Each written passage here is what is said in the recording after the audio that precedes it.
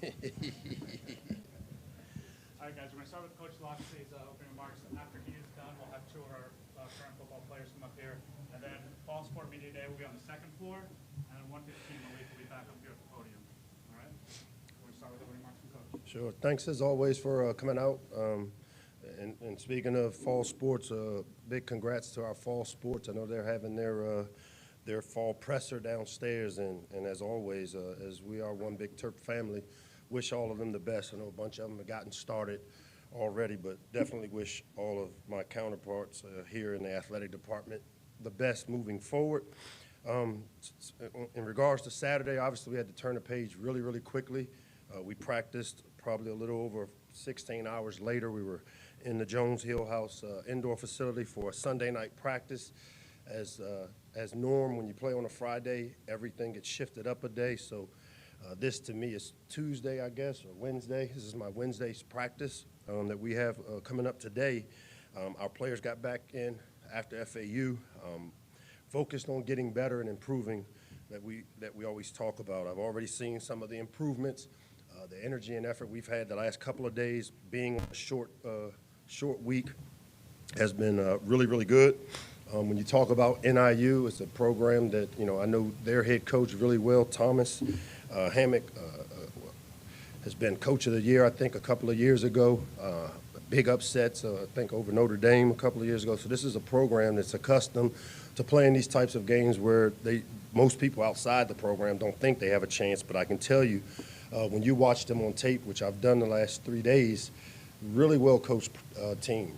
On defensive structure, sound, tackles well. On the offensive side of the ball, they know who they want to be. They're a run-first team and ball control. But those guys are really well coached. And then on the special teams, you'll see they made a couple of plays with some additions to their program. I'm definitely looking forward to Friday night being back home here in the Shell. I know our players are excited to be able to play under the lights here, and we expect it to be a great atmosphere. As we've seen over the years with having played some of these Friday games, our people tend to come out for a Friday night, and looking forward to our really talented group of young players making the big jump from week 1 to week 2 that we expect. Our game captains for this week are Jalen Husky, Shalik Punch Knotts, and Octavian Smith Jr. representing our special teams. And with that, I'll open it up for questions. Hey, Mike, generating pass rush without adding guys was something you talked about in training camp. Just how did you see that manifest itself in the opener, and how much did Ted Montecchino's imprint or influence have on that? Yeah, as you guys probably know, I'm pretty authentic when I come up here and speak, and the things that I think I've talked about, our kicking game, the pass rushers on the edge of being good young players, the quarterback room being a room that all three of those guys we felt we can win with. We've got a good young team, and I'm excited to see this team grows. By no means have we arrived because we had some success. The good thing is we won, but there were a lot of things that could be cleaned up in that game, and that's what as coaches our jobs are to do, to get those things cleaned up so that they don't show back up on tape. And I can tell you that our team is one of those young teams that they don't know what they don't know. They showed up Sunday, very short window for celebrating a win, the first win in the Shell for 64 of those guys, and they came back with the right attitude. When you win, you're able to coach guys really hard, and the things that we need to get improved, we will. Mike, Dave Preston, WTOP Dave, Radio what's in up? Washington. The cliche is the biggest improvement a team has is from week 1 to week 2 in a college football season. Where are you expecting your team to improve from week 1 to week 2 this year? There's a bunch of areas. The run game on offense is one of the areas that, with the addition of what we wanted to do, I can tell you I didn't anticipate throwing the ball 43 times. But we do run a style of offense that allows, if they're going to load the box up, we have to take advantage of what they give us. But, we had some short yardage situations that I didn't feel like we played with the right mentality. And as a group that's starting to gel and come together, that O-line, and having seen what we did during training camp, that's one of the areas on the defensive side of the ball. Obviously, we've got two really dynamic pass rushers, number 9 and 29, and they're both very young, and they both have very little experience of understanding, people are going to try to take advantage of the aggressiveness. So we've got to, obviously, the snap count jumps up. You know, Sidney Stewart had 2 false starts or 2 offside penalties. And I'm going to just tell you, it bothers nobody more than Sidney. And he's a conscientious young player that's starting his first game as a Terp and played really well. But those are the areas, for me, those are concentration, focus issues that young players, when they fail the way he failed, and he hates that happened, that he'll be better for it. And then Northern Illinois' defense, they had that fumble recovery for a touchdown, a safety last Saturday in their win over Holy Cross. What is it about their D that concerns you as somebody who's game planning for? Well, I think the big thing is they're very sound in gaps. You know, defensive football is about the structure of maintaining and having gap assignments. And, you know, these guys play with great discipline and great gap control and consistency. And so for us, this is where our best players are going to have to make a guy miss maybe in the box, or break a tackle, or we're going to have to make a 50-50 contested catch because they'll be where they're supposed to be. And I always say hope's not a game plan. They very rarely put themselves in harm's way with how they line up structurally, and then they'll play really sound, and they play really, really hard, which is the sign of a well-coached team. And as I said, Thomas Hammock does a really good job. Hey, Coach. You mentioned the Friday night games. The attendance has been better. What have you liked about playing those nights? You know, you guys have played, I think it's 6 games in Friday night since you got here. What's the best thing about playing that day? I think the best thing is that it gives us a chance to amplify the University of Maryland, a place I grew up loving as a kid, coming over, watching those mid-'80s teams. It amplifies that we're the 10th ranked academic institution in the country on a national stage that plays in a really tough conference, and it gives us a chance to showcase that we have the ability, because of where we are, the most powerful city in the world, 20 minutes away. Baltimore, another great city, 25, 30 minutes up the road. Our location is second to none. So all these things, when you have a chance to play on national TV, we're, as the marketing arm for the athletic department, the university at that time, have a chance to really shine a light on what the University of Maryland is all about. Hey, Coach, how you doing? Heather. That is a solid shirt. Marketing. Oh, this old thing? Yeah. Malik, you know, obviously you had him in camp, you saw him in high school, but then to see him actually in a game for you, things didn't maybe start off the way he wanted, you wanted. What did you like about his approach during the game, mentally, physically, that allowed him to have such success? Yeah, I think you may have been the one that asked the question when you said, what's one thing about each quarterback? And with Malik, I think the answer was maturity. And I think what you guys saw is what I said to you guys, is that this kid is a little more mature beyond the years, very similar to some other quarterbacks that I've had a chance to work with and be around. And, you know, that maturity showed up when you start off 1 for 8, but you had 3 drops too, you know, so we got to help him. A run game would help him as well. And I saw a young quarterback really put it on himself to deliver some great throws. Did he play perfectly? No, not at all. There was a lot of improvement. But he's also a guy that I know did miss some time during training camp, and he's really just starting to maybe get to 2 to 3 weeks in of actually having an opportunity to go compete. And that's where I think, much like every piece of this program, you'll see him get better from week 1 to week 2. But I also think because of what he's been able to do, you'll see defenses now try to do some things knowing who our quarterback is to take advantage of the inexperience that he may have. And real quick, after the game, do you allow him, because you want him to feel success and embrace the fact that he won his first start, how much do you kind of work with the player, in this case Malik, to say, allow yourself to celebrate that win, but then, as you said earlier, turn the page to the next opponent? Yeah, no, that's our process doesn't allow that to happen. I mean, we're all allowed, and in this instance, it was a shorter window because Sunday is typically their day off, and we actually worked. And so, again, the way we are operating, the type of coaching staff we have, this isn't our first rodeo with a young quarterback that won his first game. We can rely on the experience of, there's a lot of things to get cleaned up from the game Saturday that we had to put the attention to. That's where, again, his maturity really jumps out, because he's a kid that won a lot at Spalding, where he played for a former Terp, Kyle Schmidt, and really helped put that program on the map here locally and nationally. So it's not really his first go around with it, and I feel really comfortable with how he has approached it because of it. Hey, Coach, to piggyback off of that right here, I just wanted to know, with a guy like Malik getting his first start and his first win, how important is that for him to start off as well as he did this season moving forward? I mean, I told you guys, we don't ease into anything in our program. When the gun goes off, we're off and running. Like today's first day of school, and we've already been checking classes. We got great attendance, and which is a big thing for us. But with Malik, there's no doubt in my mind that to get off to a fast start is igniting, and we had to start to elevate. You have to at least hit the button to start where you want to go, and we've pushed the button down, and now what we got to do is try to create a little momentum this week. Hey, Coach, you mentioned the penalties a little bit earlier. 14 You're going to be the first guy to bring it up. So you want me to go ahead and go off, right?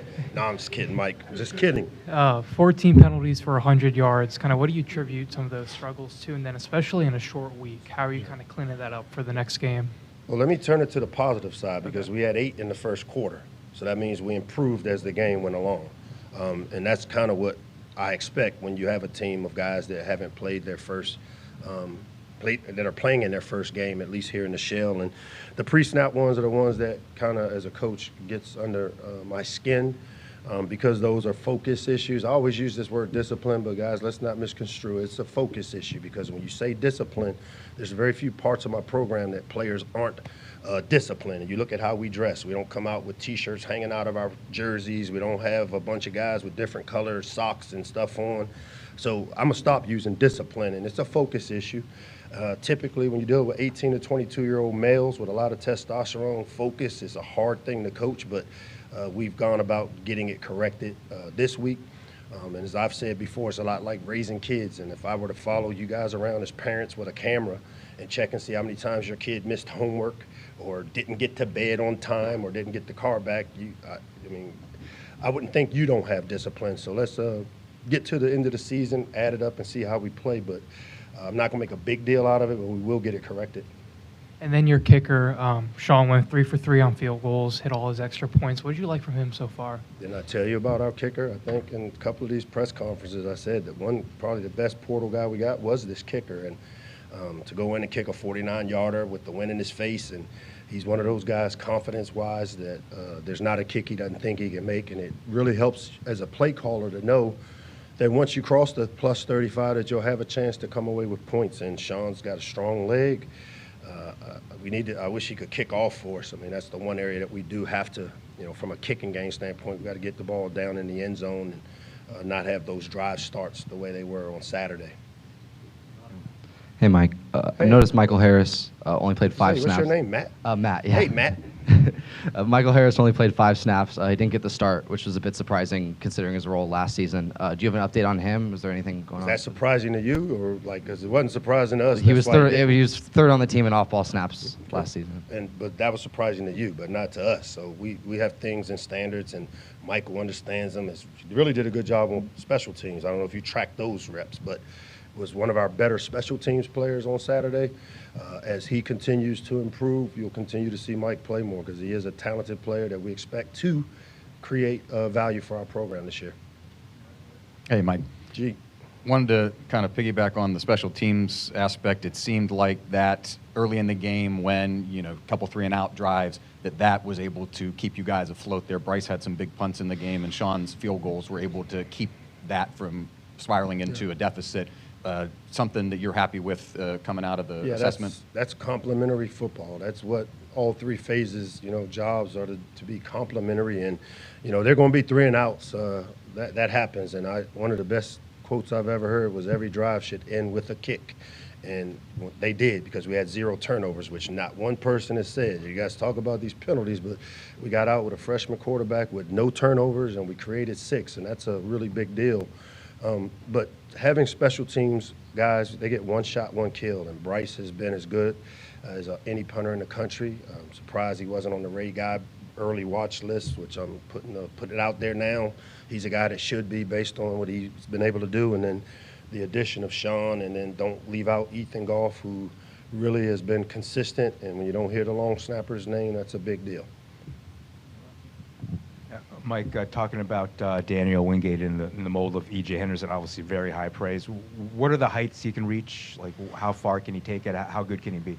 I heard President Pine say something about limitless in one of the videos he put out, and so I would think for number one, Daniel Wingate, it's limitless of the heights he can reach, and he's one of those guys that's been that guy as a young player. I mean, even when he wasn't playing very much, he was a guy that was on our leadership council because he's made up of the right stuff, and very similar. I was here during EJ's years, very similar to EJ. He's not a man of a lot of words, just goes about doing his business.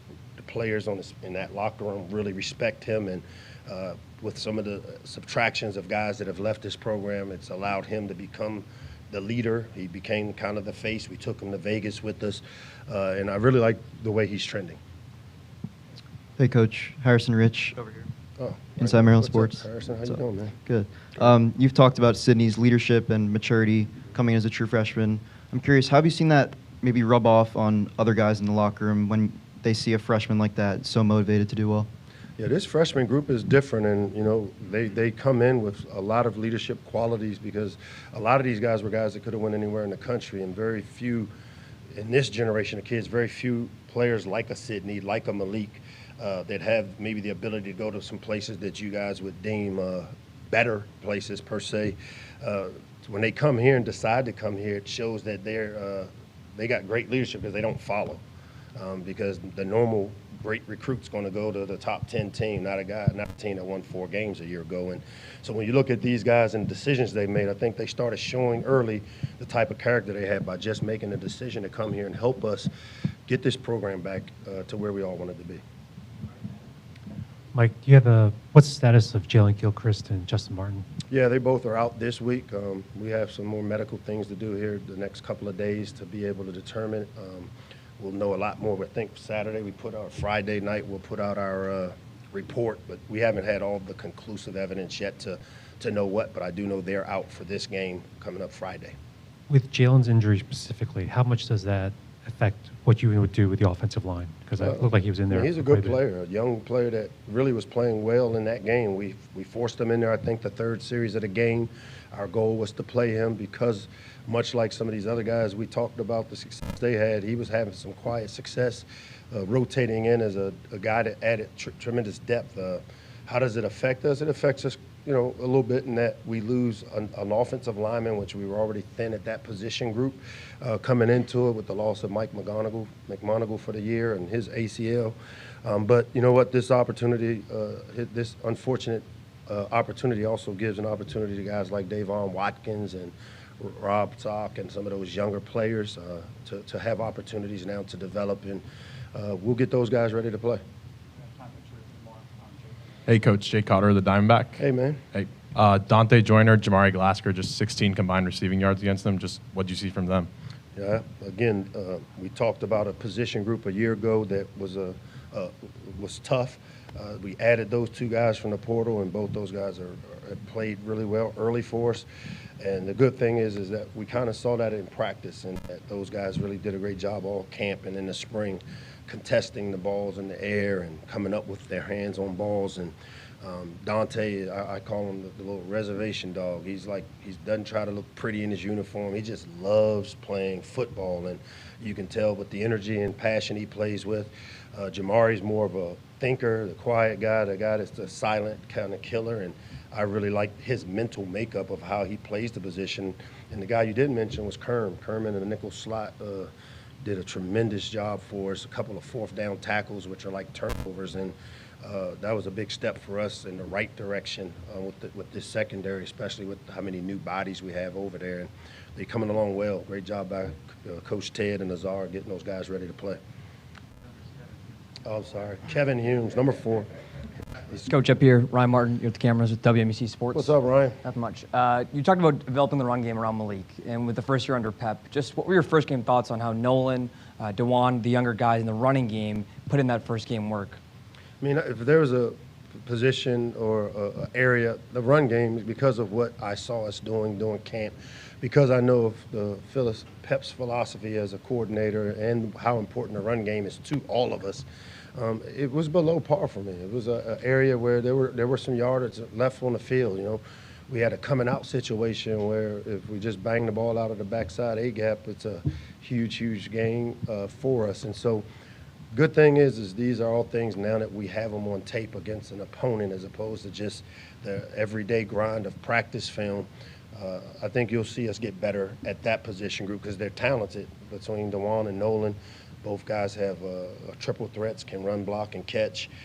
I expect those guys to play better. There are two guys that are playmakers that we've got to get them going. DeJuan had a few runs in there, but all in all, I'd say that that's the one area going in, as I talked about in the beginning part of the conference, that we've got to get the run game going this week.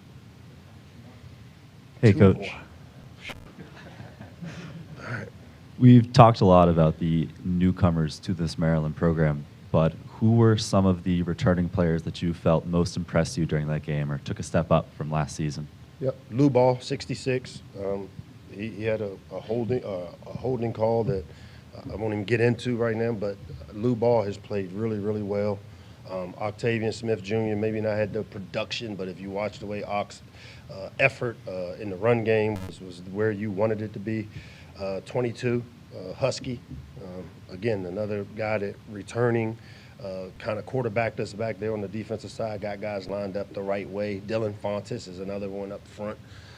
Didn't start last year, but played some meaningful reps, and he was really consistent for us. So a few of those returning guys that we think really did a good job. Coach, a lot of talk over here. A lot of talk about the offense. Usually sit over here while you move your seat. I was 2 minutes late. Come on, don't be late. Get here on time, Bruce. All right. A lot of talk about the offense, but you only gave up 7 points to a pretty good offensive team. I think that will prove itself over the year.